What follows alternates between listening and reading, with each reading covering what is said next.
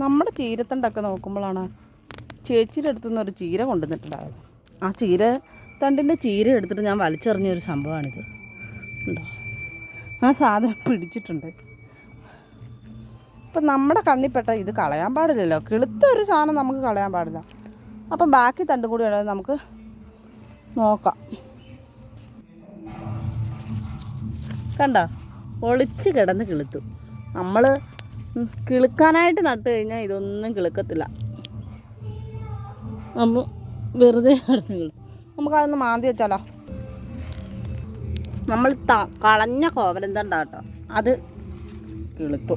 നമ്മൾ നട്ടാൽ ചിലപ്പം കിളുത്തൊന്നും വരില്ല. കളയുന്നതെല്ലാം കിളുത്ത് വരും. അപ്പോൾ നമുക്കതെടുത്ത് ഇവിടെ വെറുതെ ഒന്ന് വെക്കാം. ഓക്കെ, നമുക്ക് നമ്മുടെ അതിരിൽ തന്നെ കുഴിച്ചിടാം. ഇത് അതിരുമാന്തിക്കല്ല കേട്ടോ.